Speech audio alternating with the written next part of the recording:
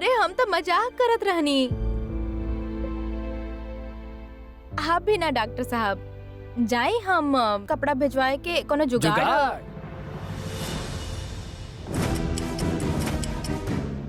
जुगाड़ तो ई लगावता नी तहर शहरी बाबू। वैसे रानी ई बात तो सच हो सकता कि तोरा के एजा छोड़े ही आयल रहा,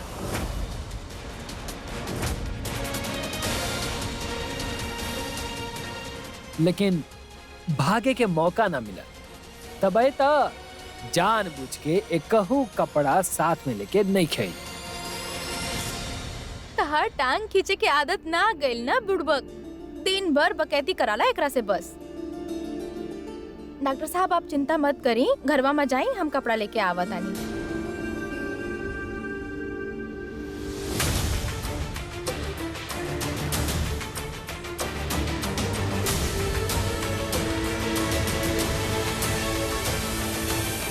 रानी एगो बात पूछे के रहल तारा से। का बात बारे बिरजुआ?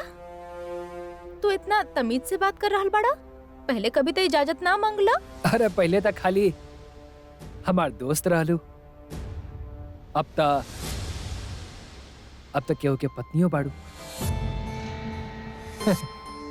अच्छा ये बताओ, तारा और डॉक्टर साहब के बीच में सब ठीक बा ना? हाँ सब ठीक बा। तब फिर ऊ तारा से इतना उखड़ल काहे रहेलन? जब भी बात करेलन लागे के शरीर में केहू के चींटी काटता। कारे बिरजू तू भी ना सूखा में मछली पकड़ल बंद करो। डॉक्टर साहब और हमार बीच सब ठीक ही बा। वो कहा ना वो खड़ूस लागे ले, पर वो हेडमास्टर कैसन होखेले वैसन बाड़े। अब हर इंसान तो अलग अलग होखेला ना, तो अब बाकी तो ये सब बकैती बंद करो और जल्दी से तैयार हो जा। हमके भी तैयार होके के बा, बहुत सारा काम बाकी बा। तू प्रेम करेलू उनकरा से?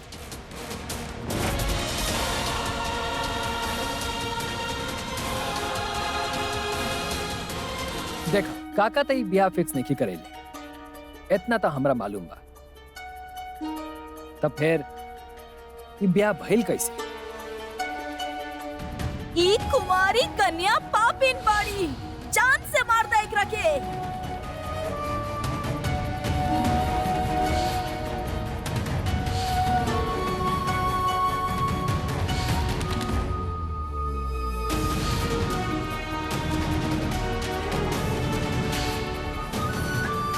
अरे बोला ना भइल का रहे? अब इस सब खातिर हमके टाइम नहीं खे, तू तैयार हो जा, हम भी तैयार हो खतानी।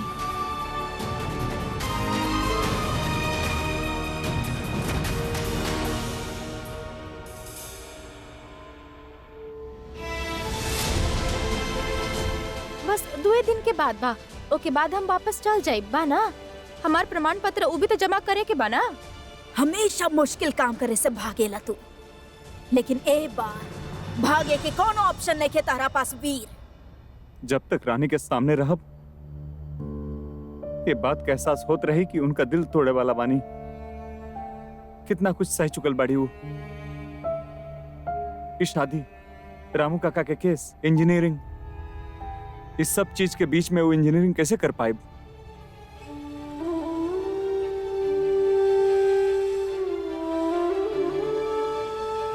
अब बस हो गई। हमके हिम्मत करके आज के आज ही रानी के सच बतावे के पड़ी। जयपुर वापस ना ले जाके उनका दिल तो हम तोड़ते बानी, उनके और अंधेरा हम ना रख सकेंगे।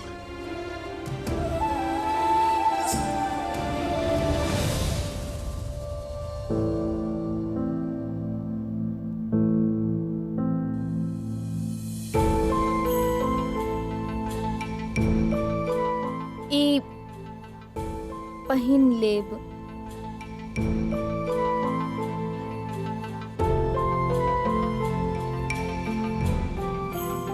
रुकी,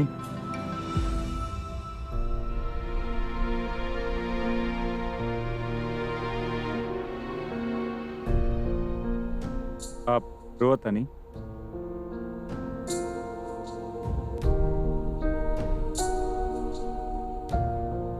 याद कब रुला दे पता ही ना चलेला। ई धोती कुर्ता हमार बाबूजी के बा। एकरा हमार अम्मा बाबूजी खातिर सिलवले रही। हमरा से कहले रही कि जब हमार जन्म होखी तब एकरा के पहिने। हमार माँ तो चल बसली, लेकिन अब जब भी कोनो खुशी के मौका आवेला या कोनो त्योहार आवेला तब बाबूजी ई धोती कुर्ता जरूर पहने ले उनकर याद में। तो हम कैसे पहन सके नहीं के? अगर बाबूजी एकरा केहू और के पहने की इजाजत भी देती ना तो उ केवल आप ही होती। बहुते पसंद करे ले वो आपके। तो आज आप अगर एकरा दामाद भोज के रस्म में पहनब ना बहुत अच्छा लागी। दादी अम्मा भी बहुत ही खुश होगी। बस एक और चीज, इमे एगो फोटो खिंचवा ले वापसी के टाइम बाबूजी के जरूर दिखाई। उनका मुस्कुराए के एक मौका मिल जाए।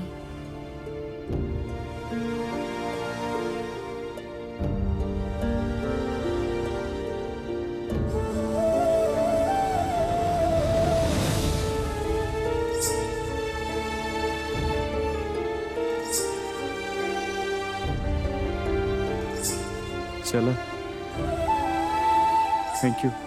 कभी कभी इतना अच्छा बन जाए नहीं आपकी विश्वास ही ना हो खेला कि आपके वजह से हमार बाबूजी जेल में बाड़े। कच्छो समझ में नहीं खे आवत माता रानी।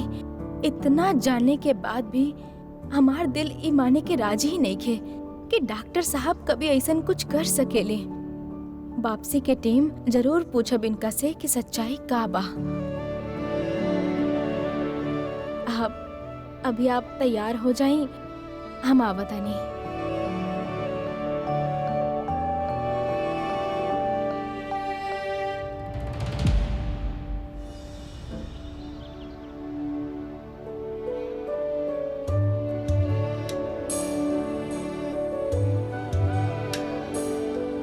एक के कैसे पहनल जाला?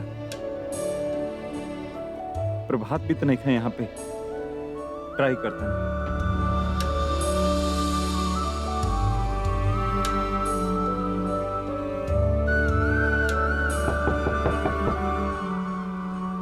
जी के है? हम बानी। आप तैयार हो गए नी?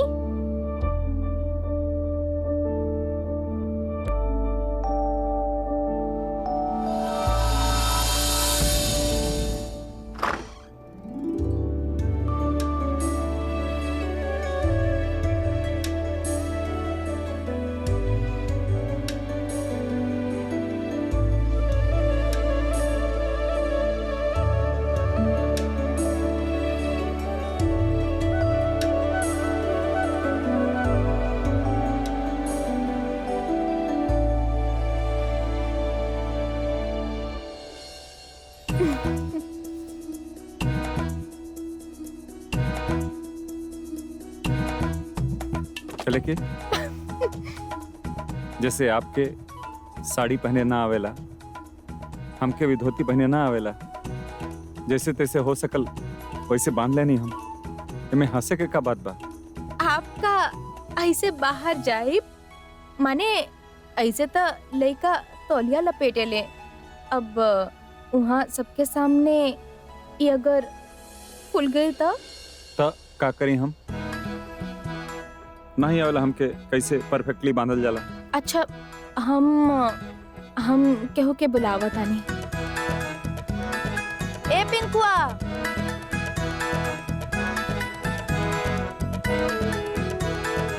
लागता हमके ही मदद करे के पड़ी।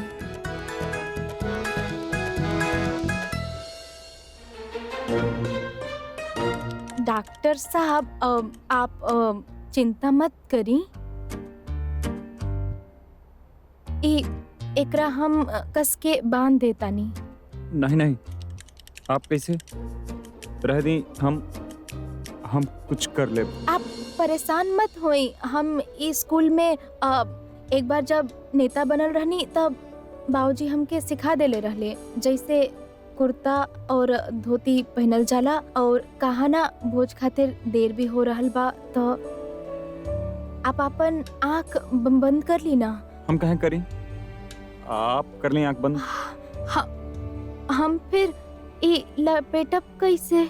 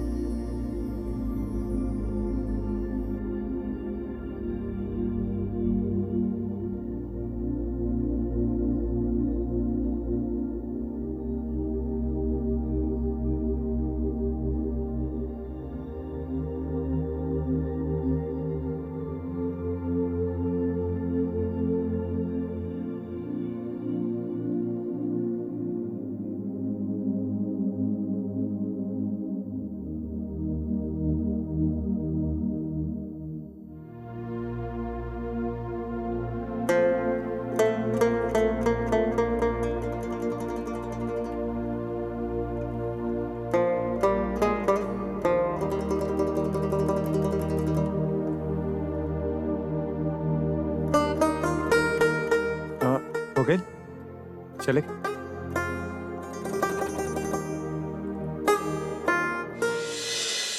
ये कैसे बदले बानी आप? ऐसे बढ़िया तो हम ही बदले रहनी। सारी वो थोड़ा नर्वस आ गए रहनी ना। अब आपके इतना करीब रहनी तो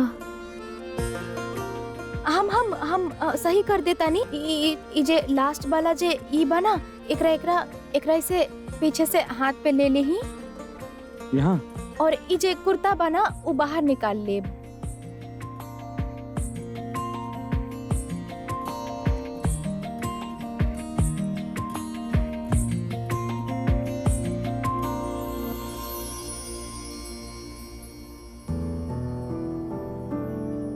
ई धोती कुर्ता स्वीकार के, भोज के रस्म खातिर मान के, आप सबके मान और मन दोनों रख ले बानी डॉक्टर साहब। हम वादा करतानी आपके जबरदस्ती कोनो भी रस्म के भागी ना बने देब।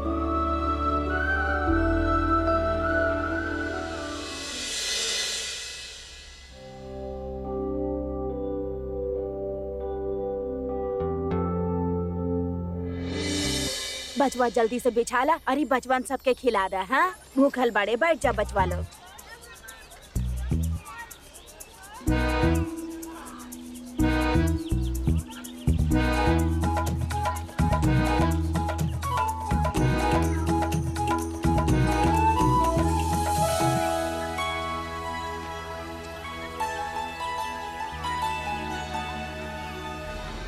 अरे रानी, तू अकेले आइलू?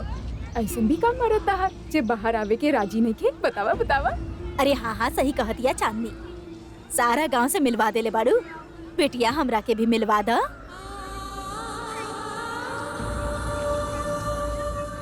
हाय माता रानी, धोती तो ठीक से बंदे रहनी, कहीं चलत चलत खुलते ना गई। आहे काहे ना अभी तक? ला, आखिर आ ही गए हमार दामाद जी।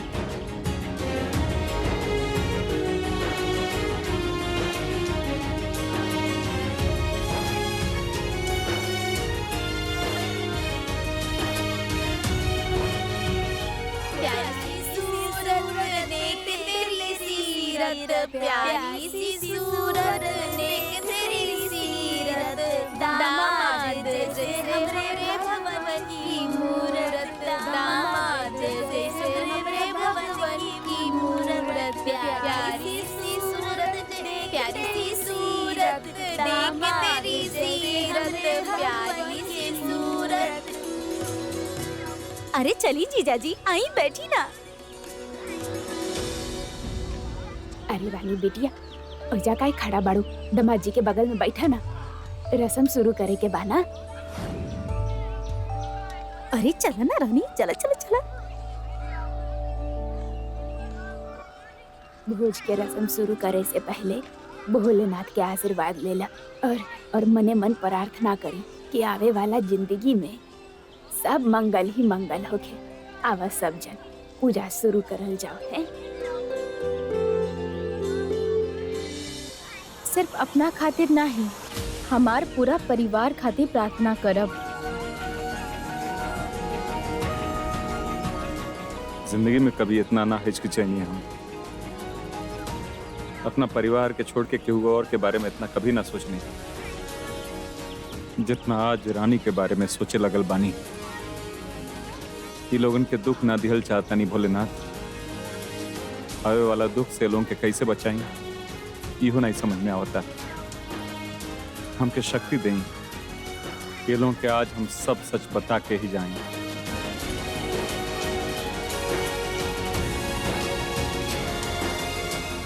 बोलो भोलेनाथ के जय, भोलेनाथ के जय।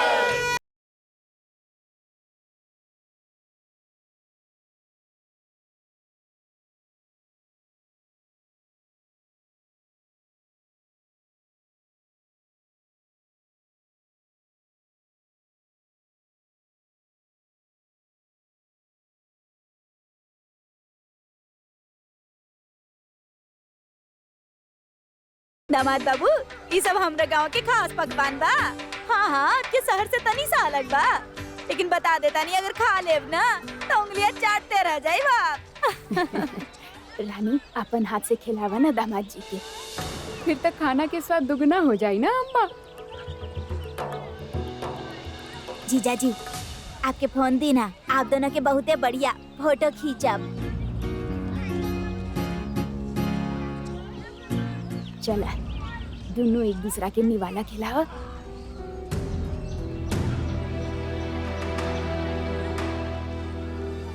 कुछ था चक्कर बा, ये रानी इतना हिचकिचात काहे दिया।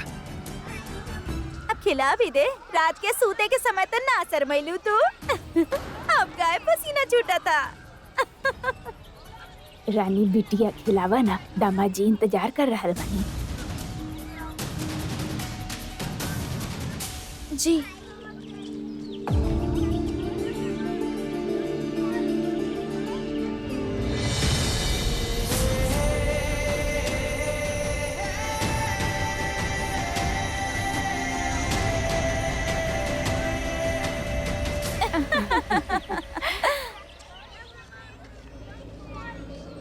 दामाद जी आप भी खिलाई ना।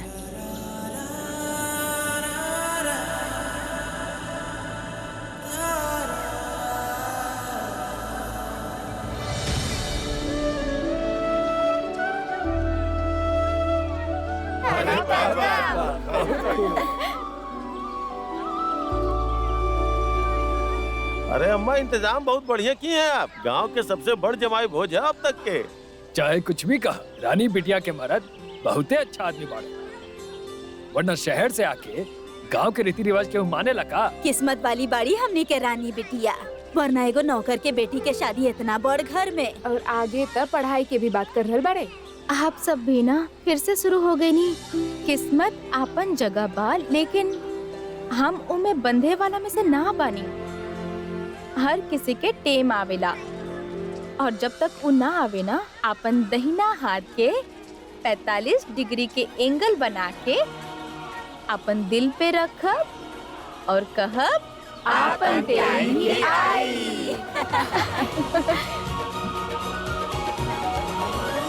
ये लोग के रिश्ता में कोनो तो लौचा जरूर बा, पता लगावे के पड़ी।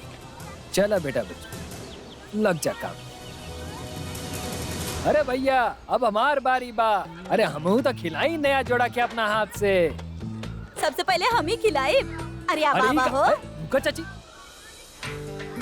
अरे इतना सारा ना चाहिए, थोड़े अरे खिलाएं। दामाद जी ली खाई ना।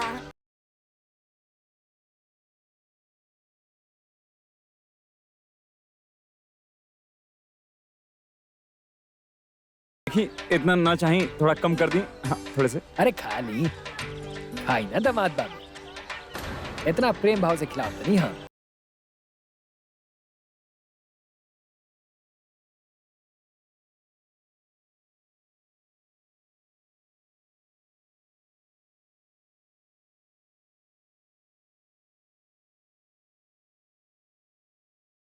अरे काकी का फीका सत्तू में चम्मच घुमाओ तनी, मसाला तो डालिए में। अरे बिरजुआ, पहले ही मसाला डाल चुकल बानी। अरे काकी का कंजूसी करतनी इने लिया इतना मसाला डाली कि दामाद बाबू के सालों साल ई स्वाद याद रहे। अरे ज्यादा हो जाई। अरे अरे डाली ना ज्यादा तो ये बाहर गांव वाला के होता। अरे दामाद बाबू ई ली बलिया के स्पेशल ड्रिंक। का है एकरा में? अरे सत्तू है इतना शक काहे करत तारू? अरे कोनो उल्टा सीधा चीज ना पिया यहाँ के देखी बाबू रसम बा सत्तू के स्पेशल ड्रिंक था ये के ही पड़ेला। देखी ये जौन कुछ भी है हमार पेट भर गेल बा। हम बहुत खा लेनी बहुत पी लेनी अब और ना। रहे देना बिरजू इनकर तबीयत बिगड़ जाई। ला कर ला बा। अरे सत्तू पी के केहू बीमार पड़ल बा का आज तक? देखी बाबू रसम तय कही बार और आपन धर्म पत्नी खातिर इतना तक करेम ना आप। पी ली। अरे पी ली।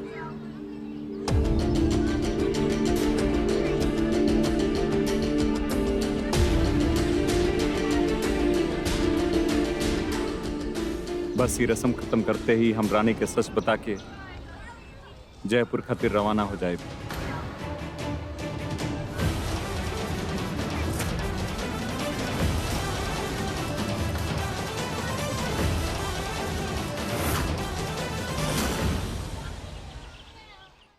काल लगा रख ले बड़ाई कैसे रस्म है? रस्म के नाम पे जहर पिले बोलोगिन तो वो पिले का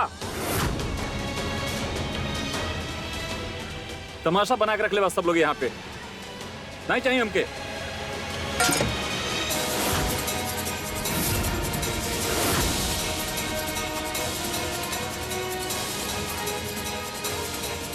हटी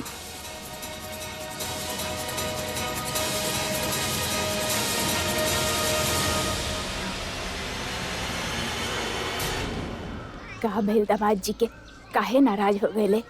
हमनी से कौनो गलती भइल का? ना ना उ तो हमार बिटिया के पति बड़े ना। हम खुद जाके उनकरा से माफी मांगब। अरे अम्मा रुको ना। अम्मा माफी मांगे से पहले ई तो पूछ ली कि उ नाराज काहे बड़े? का बात है रानी बिटिया तू दोनों के रिश्ता में कोनो दिक्कत बा का? ना ना अगर कोनो दिक्कत होके तो हमरा से बतावा हम सब मिलके दामाद जी से बात कर ले। ई तू का कह रहल बड़ा सहमू? अरे ठीक तो कह रहल बानी। अब बताई जरा सा सत्तू में मसाला तेज हो जाला तो केहू ऐसे चिल्लाला का? ये रानी कुछ न कुछ जरूर छिपा रहल भी हमनी सबसे। ए रानी तू जुबान पे ताला लगेले काहे खड़ा बाड़ू? बोला ना कुछ।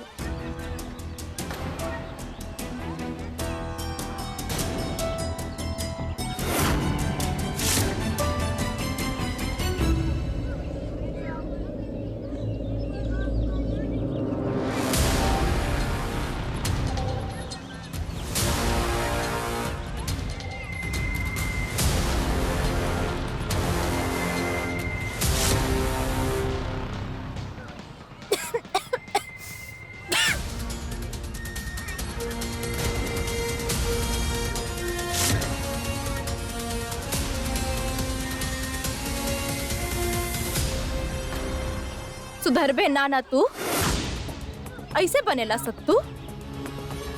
तो हर बचपन से ही खेल जाने नहीं हम तब से देखत बानी उनका टांग खिंचल जात बाड़ा उल्टा सीधा बात कइल जात बाड़ा। इतना मिर्च केहू डालेला कारे पुड़बा? काहे कइला ऐसन?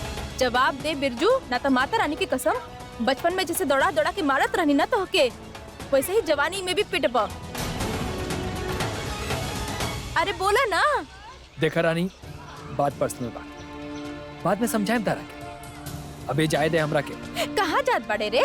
हाँ फॉरेन से आयल बड़ा कोनो आसमान से फरिश्ता बन के नहीं खट टपकल और अब पछतावा हो रहल बा तोहके? हाँ अब शर्म आ रहल बा सबके सामने अपन बदमाशी कबूल करे में?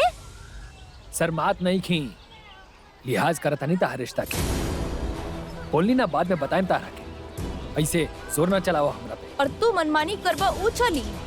हाँ अरे बतावा ना का जरूरत रहे सब करे के? अरे तू समझत काहे नहीं खूब अरे ये बात सबके सामने ना कर सके नहीं। पर तमाशा बना सकेला, डॉक्टर साहब के मजाक उड़ा सकेला, वो सही बका। ये सब नौटंकी बंद करा और बतावा ये सब काहे कैला तू। रहल जरूरत तारा लोग के आंख पे पट्टी बनल हो सकेला, लेकिन हम अंधा नहीं खी। हमरा तो पूरा शक बता हरू डॉक्टर साहब पर। का बोलत पड़ा तू? सही कहा तनी हम। जब देखा छुपते छुपाते फोन पे लागल रहेलन। अरे कबो आंख में आंख डाल के तोरा से बात भी कैले पड़ा। हाँ ऐसा कौन सा राज छुपल बा उनका दिल में? हाँ और शक्ल पर बारह तो ऐसा बदल रहेला जैसे उनका दिल में कोनो एटम बम के राज छुपल हो गए। हम बताओ तनी रानी, तू झूठा बड़ा ना एक नंबर के झूठा। तार दोस्त होके के नाते ये बात हमरा के जाने के पड़ी। हम जाना तानी बिरजू, तू जे भी कैला हमार भलाई खातिर कैला, लेकिन ई कोनो तरीका नहीं खे। हाँ वो थोड़ा गंभीर बाड़े, अपना में रहेले, कम बात करेले, ऊपर से काम के कितना टेंशन रहेला उनका के। अस्पताल से कोनो फोन आ गेल होगी, यही से व्यस्त होगी और तू बड़ा की कुछ भी बोलल जात बड़ा। हमके पता रहल रानी, तू ऐसा ने कुछ कहबू, बहुत जल्दी विश्वास कर ले लू तू रानी। तू पे भी कैनी तभी तो हमार दोस्त बन पैले ना तू। अगर मन में कोनो शक रहे, कोनो संदेह रहे तो हमरा से आके पूछ ले होता। ये सब करे के का जरूरत रहे? अब देखा का कर देला तू।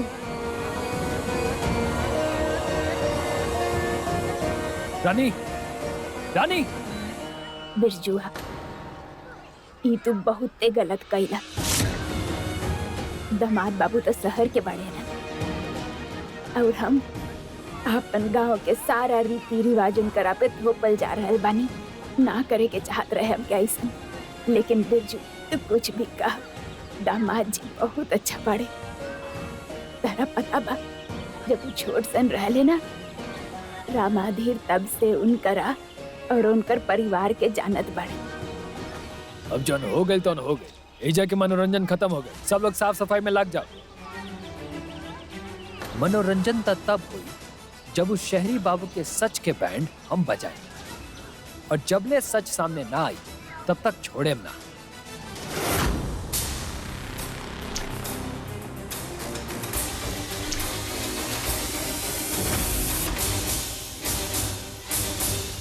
भोलेनाथ के प्रसाद ग्रहण कैला के बाद पता चल जाई रानी कि तहारी डॉक्टर साहब कितना भोला बाड़न।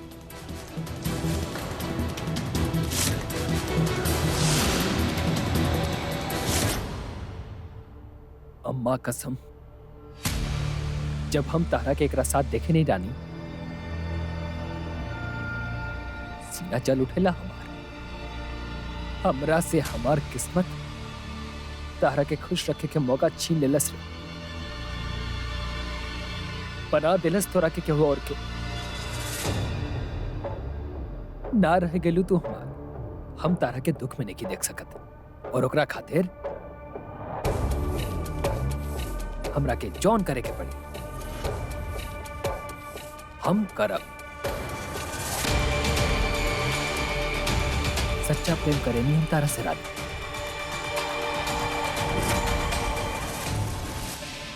अबे यार तू अब ना आराम से बैठा, हम नहीं डॉक्टर साहब के भंडा फोड़ के तारा के आराम से बीम दबा के।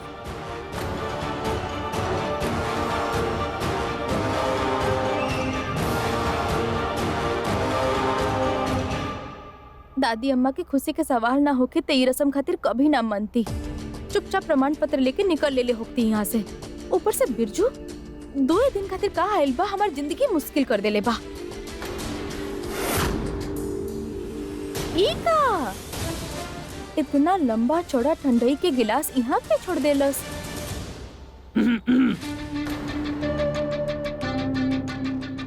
ठंडई पीएम वीर बाबू। अरे पीली ना, दिमाग शांत हो जाइए आपके। हम नहीं जानते कि आपके क्या प्रॉब्लम बा, सो प्लीज अपने काम से काम रखें, पर हम क्या अकेला छोड़ दें? छोड़ तो आपके देवे के चाहिए वीर बाबू। Sorry what? गुस्सा, अरे गुस्सा छोड़ दी। एक और रस्म के पीछे इतना बुरा मान गई नहीं आप? ऐसन कौन रस्म होला जौन मिर्ची से इंसान के मुंह ही जला देला? बिरजू भयंकर कहेले रानी हमरा के जीवन में हमेशा जौन कहनी भयंकर ही कहले बानी। अब हमरा का पता रहुए कि आप इतना कच्चा दिल के निकले, लेकिन जैसे ही हमरा पता चला हम ही मीठा लेके आई आपके खाते। जलल पे ई मरहम के काम करेले ठंडाई। हमके अकेला छोड़ दी, हम अपने आप ठीक हो जाए। अरे वीर बाबू, आपके नाराजगी ना गई तो हम रानी के काम मुंह दिखाए। तू बचपन के दोस्त बिया हमार सबसे खास। देखिए वीर बाबू, अब ई 2-4 घूंट ले ली ना, हमरा लगे कि आप हमरा के माफ कर देनी। ले ली ना वीर बाबू। अरे ना तो गांव वाला हमरा पे गुस्सा करे लो और बोली लो कि दामाद बाबू के नाराज कर देनी। प्लीज।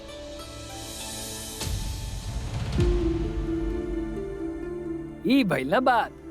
पी पी मजा आई। बिरजू के कारण वैसे भी माथा गरम हो रखल बा। एकरा खत्म करके ही जाता नहीं डॉक्टर साहब से बात कर रहे।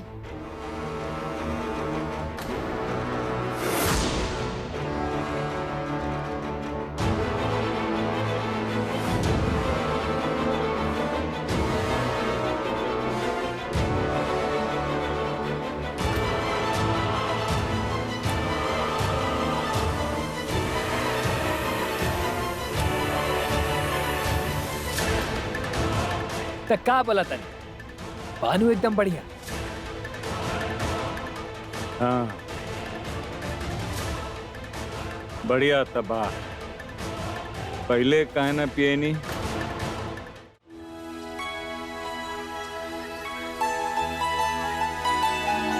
इतना सन्नाटा काहे बा भैया?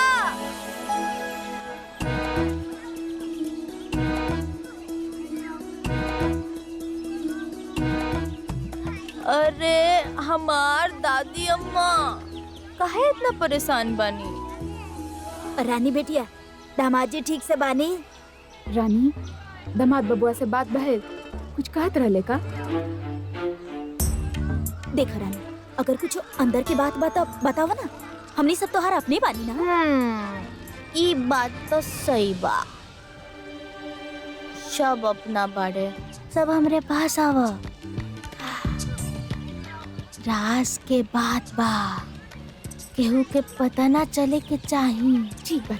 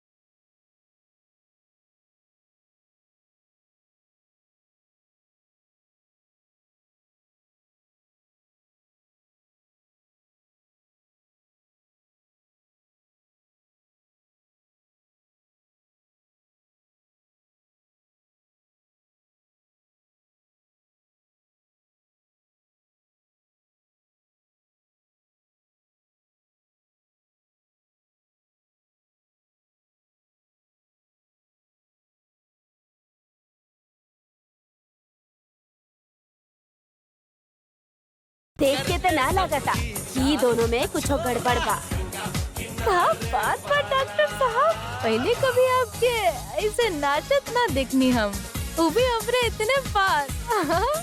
आज आयल जरूरी रह काहे की दूरी बढ़ी गल लला, काहे से दूरी में डांस ना का पाई।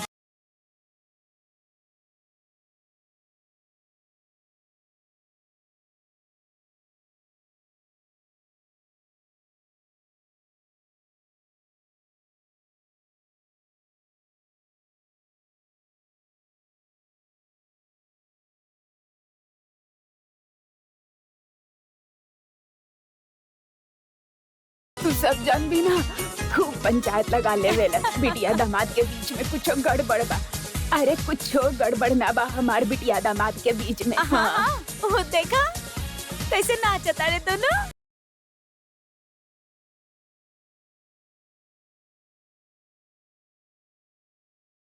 तन्ही देर में पता चल जाएगी।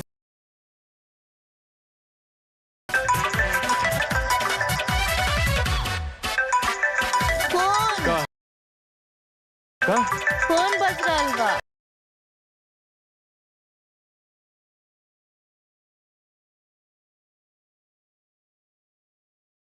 अरे आप हमरा के दी, आप मजे से नाची।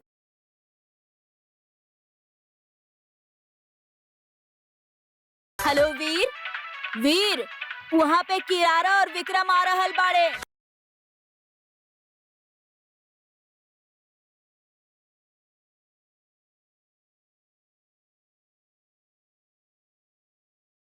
अरे हमारा आवाज सुनाई दे रहल बा। Hello, what nonsense. Rajeshwari,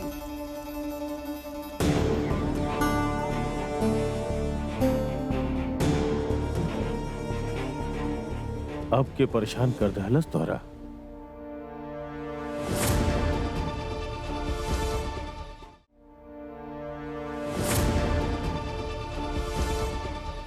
age usual आपके बेटा।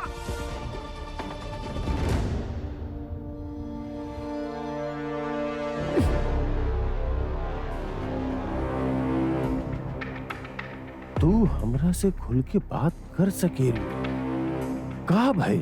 ई वक्त हम बहुत गुस्सा में बानी और आपके साथ अगर खुल के बात कही तो हो सकेला हमारा आवाज ऊंचा हो जाए और फिर हमार तकलीफ केहू के दिखाई ना दी, सिर्फ हमार ऊंचा आवाज सबके सुनाई दी। ऐसा नइखे राजेश्वरी, हम सुन रहल बानी ना।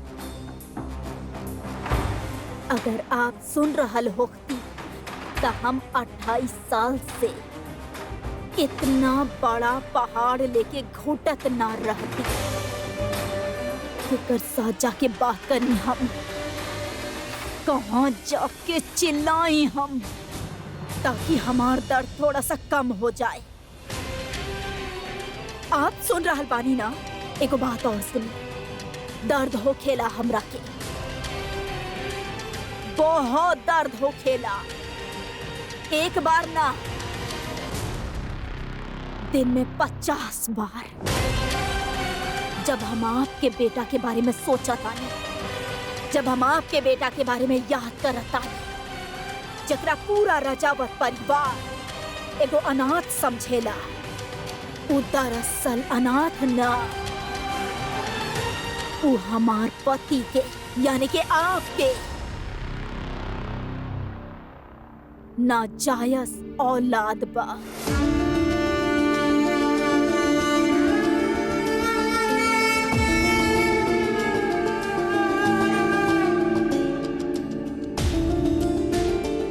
आपके ओकर मुश्किल दिखाई दे पेला, हमार ना।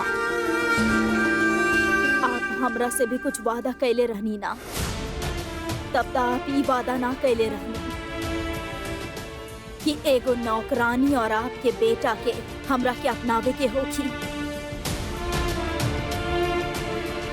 हर दिन, हर पल, हर वक्त हम ई दर्द के साथ जिया तानी। हर वक्त हम आपके बेटा के देखा तानी। हर वक्त हमरा ओकरा के बर्दाश्त करे के पड़ेला। लेकिन हम केहू के कुछ ना कह सकेनी।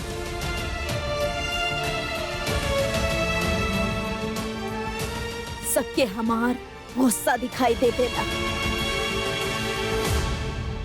हमार ऊंचा आवाज से सबके प्रॉब्लम बा, हमरा के पता बा। लेकिन इस सब चीज के पीछे का वजह बा केहू के दिखाई न देवेला। यही से मिस्टर दिग्विजय सिंह रजावत जौन दिन आके हमार चिल्लावल ना दर्द दिखाई देवे, तब आप बेशक हमरा के पूछ सकेनी कि राजेश्वरी का भई।